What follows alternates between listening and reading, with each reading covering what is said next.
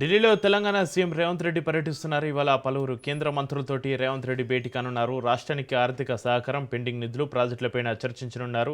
నిన్న మల్లికార్జున ఖర్గేతో రేవంత్ భేటీ అయ్యారు. అరగంట పాటు సమావేశం జరిగింది. తాజా రాజకీయాలు, మున్సిపల్ ఎన్నికలపైన చర్చించారు.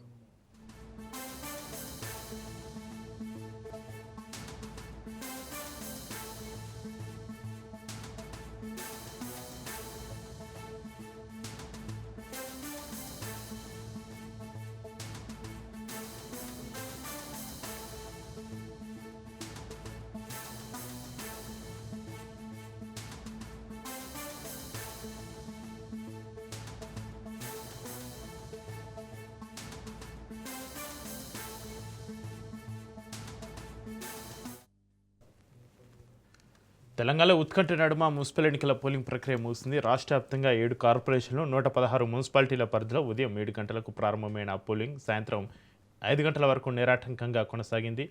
పలుచోట్ల ఓటర్లు ఉత్సాహంగా తమ ఓటు హక్కును వినియోగించుకున్నారు. పోలింగ్ సమయం ముగిసేసరికి క్యూ లైన్లో ఉన్న వరకు అధికారులు ఓటు వేసే అవకాశం కల్పించారు. ఎన్నికల ప్రక్రియ చాలా వరకు ప్రశాంతంగా ముగిసినప్పటికీ కొన్ని ప్రాంతాల్లో స్వల్ప ఉధృత పరిస్థితులు, ఘర్షణలు చోటు చేసుకున్నాయి.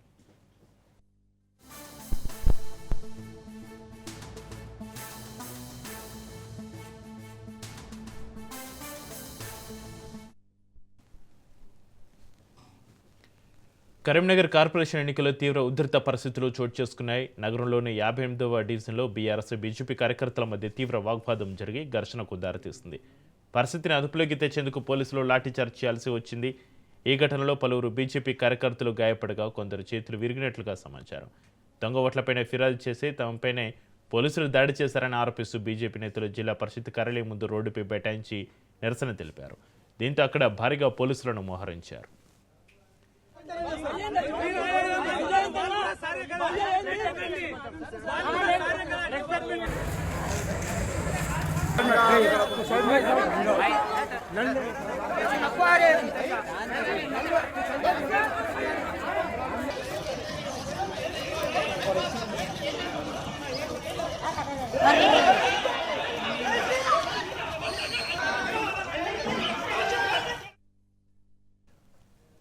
కరీంనగర్లోని 34వ డివిజన్ హుస్సేనీపుర ప్రాంతంలో దొంగ ఓట్ల వ్యవహారం కలకలం రేపింది. ఒక పాఠశాలలో ఏర్పాటు చేస్తున్న పోలింగ్ కేంద్రంలో అక్రమంగా ఓట్లు వేస్తున్న 2 యువకులను స్థానికులు పట్టుకున్నారు. వారి వద్ద నకిలీ ఆధార్ కార్డులను గుర్తించి పోలీసులకు అప్పగించారు. ఈ ఘటనపైన ఎంఎం అభ్యర్థి తీవ్ర అభ్యంతరం వ్యక్తం చేస్తూ ఆ బూత్లో రీపోలింగ్ నిర్వహించాలని డిమాండ్ చేశారు.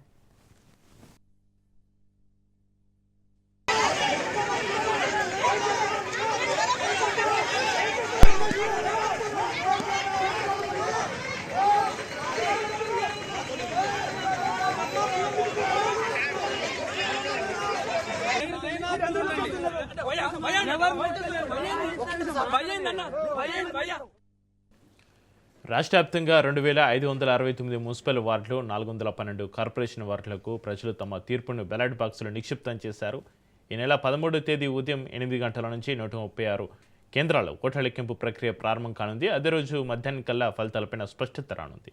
అనంతరం ఈ నెల 16న మేయర్, మున్సిపల్ చైర్మన్ల ఎన్నిక జరగనుంది. ఫలితాల కోసం అన్ని రాజకీయ పార్టీలతోటి పాటుగా ప్రజలు కూడా ఉత్కంఠగా ఎదురుచూస్తున్నారు.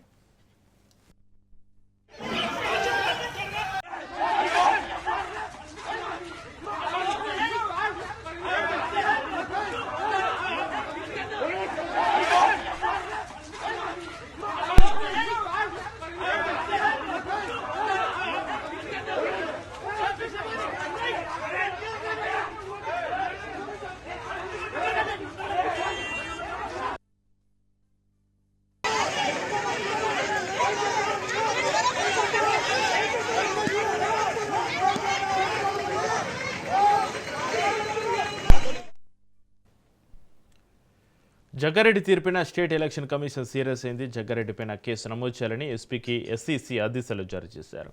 ఓటర్ల మనోభావాలను జగ్గారెడ్డి దెబ్బతీశారని సీరియస్ అయింది ఎస్ఈసీ.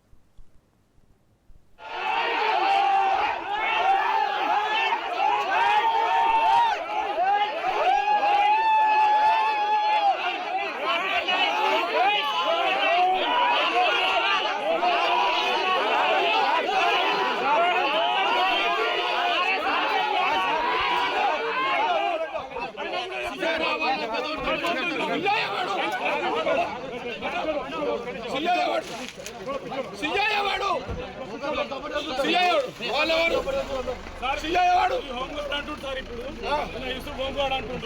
ఏం చేస్తాడు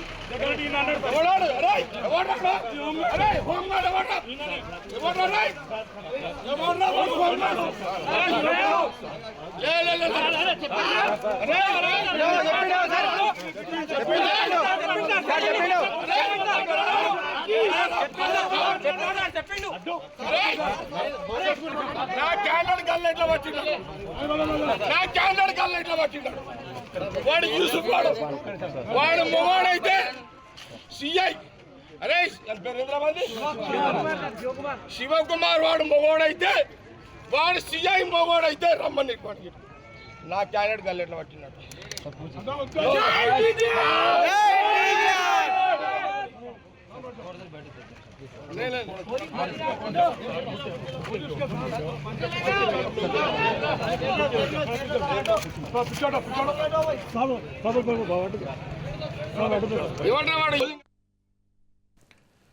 సంగారెడ్డి 34వ వార్డులో ఉధృత పరిస్థితి చోటు చేసుకుంది. 34వ వార్డు కాంగ్రెస్ అభ్యర్థి గల్లా పట్టాడని జగ్గారెడ్డి ఆగ్రహం వ్యక్తం చేశారు. పోలీసులు జగ్గారెడ్డి మధ్య వాగ్వాదం తోపులాట జరిగింది. సి శివకుమార్ రెడ్డి తీరుపైన జగ్గారెడ్డి మండిపడ్డారు. వదిలిపెట్టే ప్రసక్తే లేదంటూ వార్నింగ్ ఇచ్చారు. పోలింగ్ కేంద్రానికి కాంగ్రెస్ కార్యకర్తలు భారీగా చేరుకున్నారు.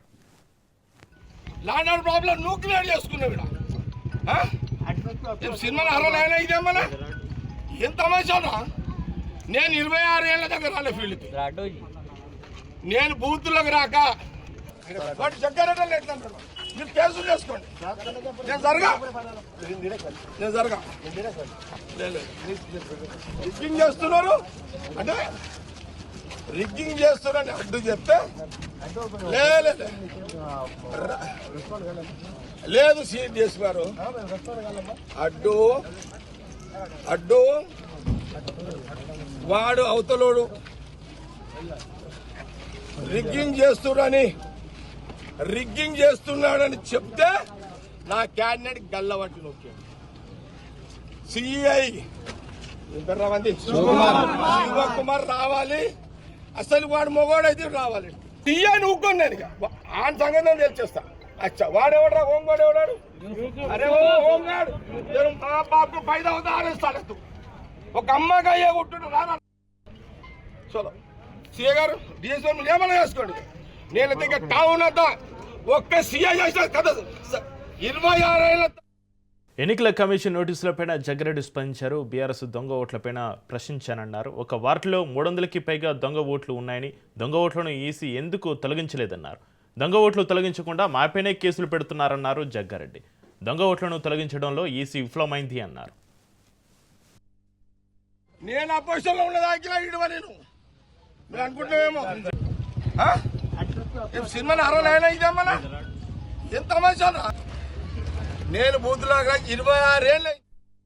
మున్సిపల్ ఎన్నికల్లో అధికార కాంగ్రెస్ పార్టీ ఎన్ని అరాచకాలు చేసినా కూడా విరుచితంగా పోరాడామని బీఆర్ఎస్ వర్కింగ్ ప్రెసిడెంట్ కేటీఆర్ అన్నారు. ఎన్నికల్లో పోరాడిన గులాబీ సైనికులందరికీ పేరు పేరున ట్విట్టర్ వేదికగా హృదయపూర్వక అభినందనలు తెలిపారు. ఆదిలాబాద్ నుంచి అలంపూర్ వరకు పురపాలక సమరంలో పార్టీ అభ్యర్థులు కనబరిచిన పోరాట స్ఫూర్తి బీఆర్ఎస్కు కొండంత బలాన్నిచ్చిందన్నారు. 2 ఏళ్ల పాలనలో ఘోరమైన పరిపాలన విఫలాలను మూటగట్టుకున్న కాంగ్రెస్ నాయకులు ఓటమి భయంతోనే ఈ ఎన్నికల్లో దాడులు దౌర్జన్యకాండకు దిగారని కేటీఆర్ ఆరోపించారు. ప్రజలకు ఇచ్చిన హామీలను పరిపాలనను గాలికి వదిలేసి రాష్ట్రాన్ని సంక్షోభంలోకి నెట్టిన పాపం రేవంత్ రెడ్డిని వెంటాడుతుందని కేటీఆర్ దుయ్యబట్టారు.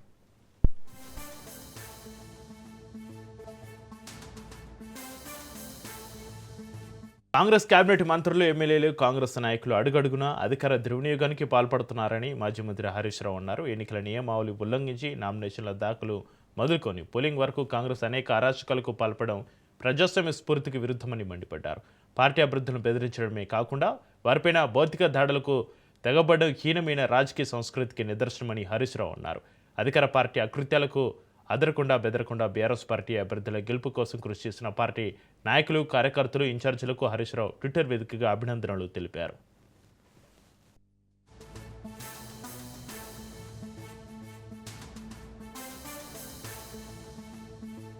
సీఎం చంద్రబాబు అధ్యక్షతన కేబినెట్ భేటీ జరిగింది. 24 ఎజెండా అంశాలపైన సుదీర్ఘంగా చర్చించిన మంత్రులు కీలక నిర్ణయం తీసుకున్నారు. ఎజెండా అంశాలన్నింటికీ ఆమోదం తెలిపారు. నంద్యాల జిల్లాలో నిర్మించనున్న 250 మెగావాట్ల సౌర విద్యుత్ ప్రాజెక్టు కోసం 1500 ఎకరాల భూమిని NREDCEPకి కేటాయిస్తూ ఆమోదం తెలిపారు. ఇందుకు ఆ సంస్థ ప్రతి ఏడాది 31,000 చెల్లించే ప్రతిపాదనకు ఆమోదం తెలిపారు. అలాగే ఏలూరు జిల్లా అగ్రిపల్లి మండలం తోటపల్లిలో కంప్రెస్టివ్ బయోగ్యాస్ ప్లాంట్ కోసం NREDCEPకి 45.60 ఎకరాల ప్రభుత్వ భూమిని కేటాయింపునకు గ్రీన్ సిగ్నల్ ఇచ్చారు.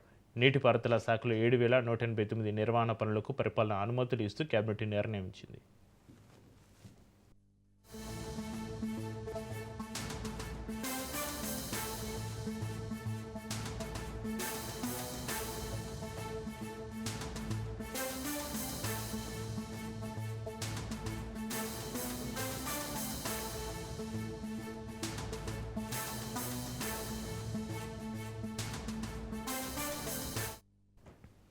ఏపీ అసెంబ్లీ బడ్జెట్ సమావేశాలు ప్రారంభమయ్యాయి. తొలి రోజు ఉదయ సభలను ఉద్దేశించి గవర్నర్ అబ్దుల్ నజీర్ ప్రసంగించారు. సభ ప్రారంభం కాగానే వైసీపీ ఎమ్మెల్యేలు ఆందోళనకు దిగారు. ప్రభుత్వానికి వ్యతిరేకంగా నినాదాలు చేస్తూ వాకౌట్ చేశారు. వైసీపీ గవర్నర్ ప్రసంగాన్ని బైకాట్ చేసింది. ఏపీలో శాంతి భద్రతలు కాపాడాలని వైసీపీ సభ్యులు నినాదాలు చేశారు. ప్రతిపక్ష హోదా ఇవ్వాలని సభ్యులు డిమాండ్ చేశారు. సమావేశాల తర్వాత ఉభయ సభలు గురువారానికి వాయిదా పడింది.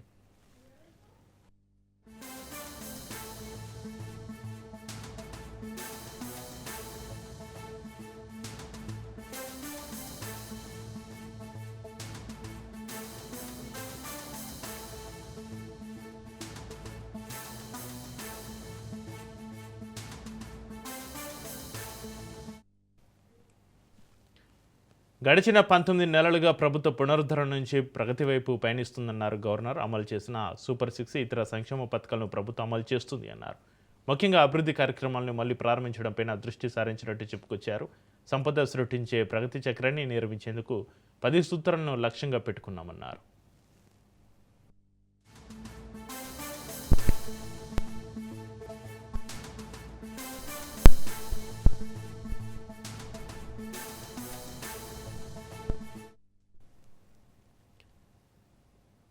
ఆంధ్రప్రదేశ్ రాష్ట్ర అసెంబ్లీ బడ్జెట్ సమావేశాల నిర్వహణపై స్పష్టత వచ్చింది. స్పీకర్ అధ్యక్షతన జరిగిన బీఏసీ సమావేశంలో చర్చించిన అనంతరం ఈ సమావేశాలను మార్చి 6వ తేదీ వరకు నిర్వహించాలని నిర్ణయించారు.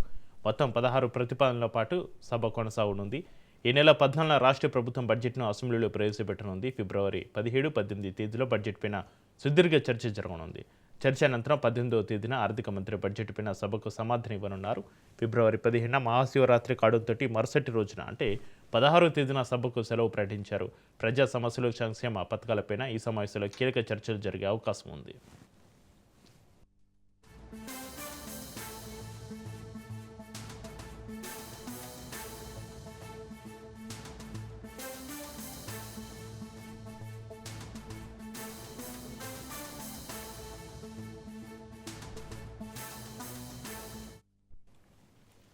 ఏపీ అసెంబ్లీలో వైసీపీ ఎమ్మెల్యేలు నిరసనకు దిగారు. ఏపీలో శాంతి భద్రతలు కాపాడాలని ప్రభుత్వానికి వ్యతిరేకంగా నినాదాలు చేశారు. వైసీపీకి ప్రధాన ప్రతిపక్ష హోదా ఇవ్వాలని వైసీపీ డిమాండ్ చేశారు.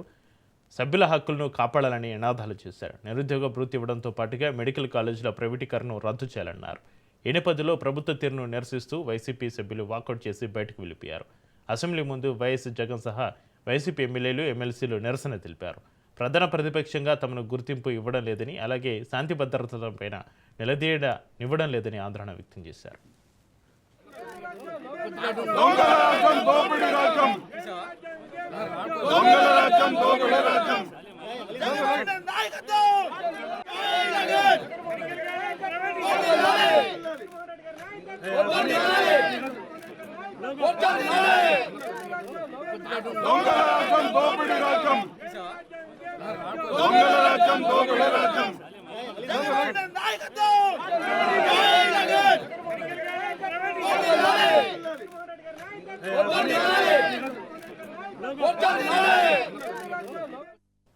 గవర్నర్ మీద కనీసం మర్యాద కూడా లేకుండా వైసీపీ సభ్యులు వివరించారని హోంమంత్రి అనిత అన్నారు. గవర్నర్ మాట్లాడుతుంటే పేపర్లు విసరడం ఇంతవరకు సమంజసమని మండిపడ్డారు.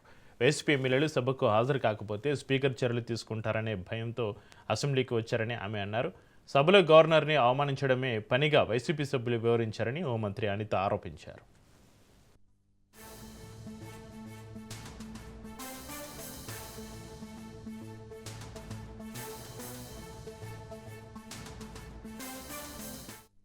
అర్థమైందా ఎందుకు వచ్చాడు, ఎందుకు వెళ్ళిపోయాడు అన్న సంగతి? అంటే యాక్చువల్గా నాకు అర్థమైంది ఏంటంటే మా స్పీకర్ గారు కొంచెం స్ట్రిక్ట్గా ఉన్నారు 3 months అంటే ఇంత పీరియడ్ లోపు కనుక వాళ్ళు అటెండెన్స్ తీసుకోకపోతే వాళ్ళ సభ్యత్వం రద్దు అవుతుంది అన్న ఒక కాన్సెప్ట్ అయితే ఒక నడుస్తుంది. దాన్ని నిలబెట్టుకోవడానికి ఈరోజు అయితే షో ఆఫ్ చేయడానికి అసెంబ్లీకి వచ్చారు. ఒక 15 నిమిషాలు మినిమం గౌరవం లేకుండా. నేనేమంటానంటే గవర్నర్ గారు అనేసరికి అల్టిమేట్ మనం గౌరవం ఇవ్వాల్సిన బాధ్యత లెజిస్లేటర్స్గా మన మీద ఉంది. ఎంటైర్ రాష్ట్ర ప్రభుత్వ ప్రజలు కూడా గవర్నర్ గారికి ఆ టైప్ ఆఫ్ గౌరవం ఇస్తారు. కానీ గవర్నర్ గారి దగ్గరికి ఏదైనా చిన్నది ఎక్కడైనా అన్యాయం జరిగితే మేము గవర్నర్ గారిని వెళ్ళి కలుస్తామని చెప్తున్న ఈ పెద్ద మనుషులు, గవర్నర్ గారి దగ్గరికి వెళ్ళి మా సమస్యని విన్నవించుకుంటున్నామని ఈ పెద్ద మనుషులు, అదే గవర్నర్ గారు అసెంబ్లీలో నుంచొని ప్రసంగిస్తుంటే రాక వీరు అసెంబ్లీకి వచ్చి అదే గవర్నర్ గారి మీద కాగితాలు ఇసిరి ఆయన అవమానించేటట్టుగా మాట్లాడడం, బిహేవ్ చేయడం అన్నది ఎంతవరకు సమంజసం అన్నది నేను సూటిగా ప్రశ్న చేస్తున్నా. గవర్నర్ ప్రసంగం జరుగుతుంటే వైసీపీ ఎమ్మెల్యేలు పోడియం దగ్గరికి వెళ్లి స్లోగన్స్ చేశారని ఎమ్మెల్యే బొజ్జల సుద్దిరెడ్డి మండిపడ్డారు. మొదటి రోజు 11 మందితో వచ్చిన జగన్ అసెంబ్లీ సాక్షిగా స్పీకర్, చైర్మన్, గవర్నర్ని అవమానించారని అన్నారు. సభలో పెద్దరికం లేకుండా పెద్దిరెడ్డి రామచంద్రారెడ్డి వికృత చేష్టలు చేశారని ఆరోపించారు. అసెంబ్లీ లోపల చూస్తే ఇలాంటి వాళ్ళని చూడడానికి సభకు వచ్చామా అనే విధంగా చేశారని దుయ్యబెట్టారు. అలాంటి వారికి జీతాలు ఇవ్వకూడదు అంటున్న ఎమ్మెల్యే బొజ్జల సుద్దిరెడ్డితోటి మా ప్రతినిధి Santosh face to face. TTD కేంద్రంగా జరిగినటువంటి కల్తీ లడ్డు వ్యవహారం ఇప్పుడు తాజాగా కాళహస్తి కాణిపాకం వ్యవహారం వరకు కూడా చేరుకుంది. ప్రస్తుతం కాళహస్తి ఎమ్మెల్యే బొజ్జల సుద్దిరెడ్డి ఉన్నారు, వారితో కూడా మాట్లాడుతాం. ఏం సార్, రాయలసీమలో కీలకమైనటువంటి టెంపుల్స్లో గత ప్రభుత్వంలో ఏదైతే కల్తీ లడ్డు వ్యవహారం జరిగిందంటూ కూడా చెప్తున్నారు. అయితే కాళహస్తి కాణిపాకం కూడా ఇప్పుడు తెరపైకి తీసుకొచ్చారు. ఏంటి అసలు ఈ వ్యవహారం ఏ విధంగా? అన్న, ఇప్పుడు ఎవరైతే తిరుమలకి గీ సప్లై చేశారో 22 నుంచి 24 వరకు same party, same agency, same డోలేబాబు కావచ్చు, వినాయక ఏజెన్సీ, వాళ్ళు కూడా కాళహస్తికి కాణిపాకం కూడా వాళ్ళు సప్లై చేసినట్టు ఉన్నాయి ఎవిడెన్సెస్. సో ఆ రోజు జరిగిన ఎంక్వైరీ జరిగినప్పుడు కాళహస్తి ఇంకా ఈవెన్ కాణిపాకం కూడా డెఫినెట్గా వీళ్ళు సప్లై చేసి అదే గీ సప్లై చేసినారు కదా. దాని గురించి కూడా పేపర్లు రావడం జరిగింది. నేను కూడా ఈవో గారు తెప్పించి దర్యాప్తు చేయమని చెప్పాను. తీరా మొత్తం అన్ని డాక్యుమెంటేషన్ అనేది తీస్తే వాళ్ళే సప్లై చేస్తున్నారు. డెఫినెట్గా కాణిపాకం ఇంకా కాళహస్తిలో కూడా ఇది జరిగినందుకు మేము ఖండిస్తున్నాం. దాని తర్వాత దీని మీద ఒక సిట్ ఎంటైటీ కావచ్చు, సిబిఐ కావచ్చు, డెఫినెట్గా ఏ రకంగా తిరుమల చేస్తున్నారు అదే రకంగా కాణిపాకం శ్రీకాళహస్తి చేయాల్సిందే మేము డిమాండ్ చేస్తాం. అంటే లడ్డూలో జంతుకో కలిసిందా లేదంటే కెమికల్స్ వరకు జరిగిందా అని చెప్పేసి ఏ విధంగా రిపోర్ట్ వచ్చిందంటారు? దొంగలు ఏమైనా చెప్పేస్తారు. దొంగ దొరికిపోయిన తర్వాత నేను దొంగతనం చేయలే అంటాడు. నమ్ముతావా నమ్మవా? రెడ్డైనా దొరికిపోయిన తర్వాత నేను దొంగ కాదంటాడు. కాదని వీడు ఎట్ట చేసాడు దొంగతనం, మంచోడా కాదని అప్పుడు నిదాయిస్తావా? పట్టుకొని 4 పీకి లోపలేస్తావా? ఈరోజు హిందువులతో పాటు ముస్లిమ్స్ కూడా మనోభావాలు దెబ్బతిన్నాయి. ఎందుకంటే స్వామివారి ధర్మపత్ని బీబీ నాచారమ్మ ఎవరు ఒక ముస్లిం యువతి, ఆమె కూడా అందరూ కూడా మారికి వచ్చి వినిపించుకుంటుంటే అందరూ కూడా బాధపడుతున్నాం.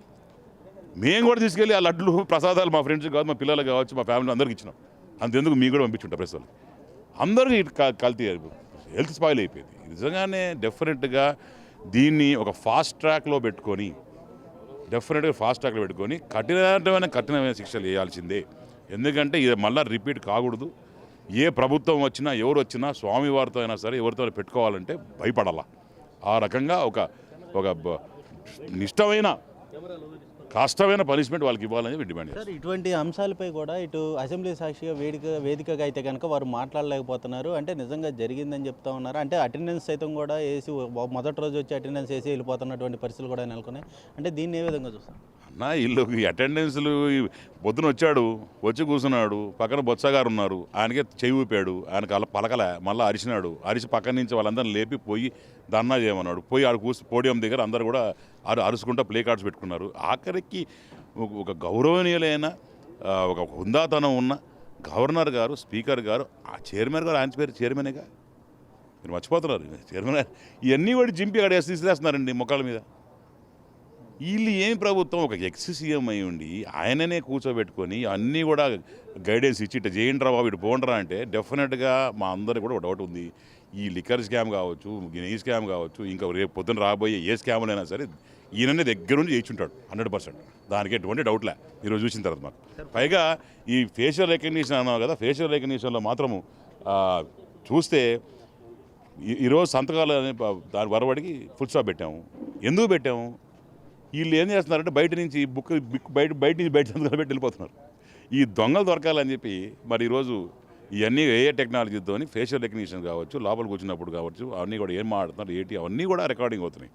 రికార్డింగ్ అయిన తర్వాత నేను ఒకటే డిమాండ్ చేస్తున్నా, మాకు వచ్చే 1,72,000 మాకు వచ్చే జీతం అంటే ఎన్ని రోజులు రాలేదు అన్ని రోజులు కట్ చేసేయాలా, ఈ టీఏడిఎల్ అని కట్ చేయాలా, వాళ్ళకి వచ్చేవన్నీ కూడా అన్ని కట్ చేసి పడేయాలా. అట్లా చేస్తేనే వీళ్ళు సగం వస్తారని నా డౌట్. Thank you.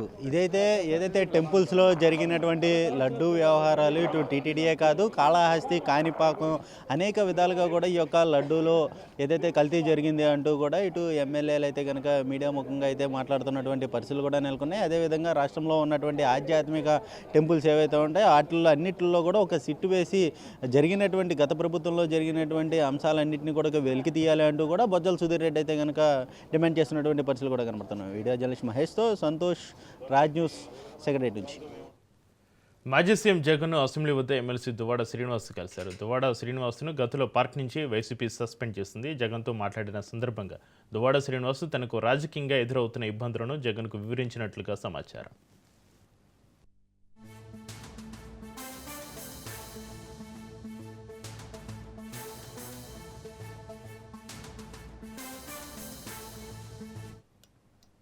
మాజీ మంత్రి అంబటి రాంబాబుకు పోలీసులు మరో షాక్ ఇచ్చారు. 2023లో సత్తెనపల్లిలో సంక్రాంతి లక్కీ డ్రా పేరుతోటి అంబటి రాంబాబు వసూలుకు పాల్పడినట్లు అందిన ఫిర్యాదులపైన పోలీసులు కేసు నమోదు చేశారు. అందులో విచారణకు అనుమతించాలని కోరుతూ గుంటూరు కోర్టులో పీటీ వారెంట్ పిటిషన్ దాఖలు చేశారు. దీంతో కోర్టు కూడా అందుకు అనుమతి ఇచ్చింది. పీటీ వారెంట్ను జారీ చేసింది. దీంతో ఈ కేసులో సత్తెనపల్లి పోలీసులు రాజమండ్రి జైలు నుంచి అంబటిని తమ అదుపులోకి తీసుకునే అవకాశం ఉంది. ఇక 2023లో సత్తెనపల్లిలో సంక్రాంతి లక్కీ డ్రా నిర్వహించిన అంబటి రాంబాబు వసూలుకు పాల్పడినట్లుగా జనసేన నేతలు ఫిర్యాదు చేసిన పోలీసులు పట్టించుకోకపోవడంతో వారు కోర్టును ఆశ్రయించారు. దీంతో కోర్టు ఆదేశాల మేరకు అదే ఏడాది కేసు నమోదైంది. దీనిపై దర్యాప్తు పేరుతోటి ఇప్పుడు అంబటిని కస్టడీలోకి తీసుకోబోతున్నారు.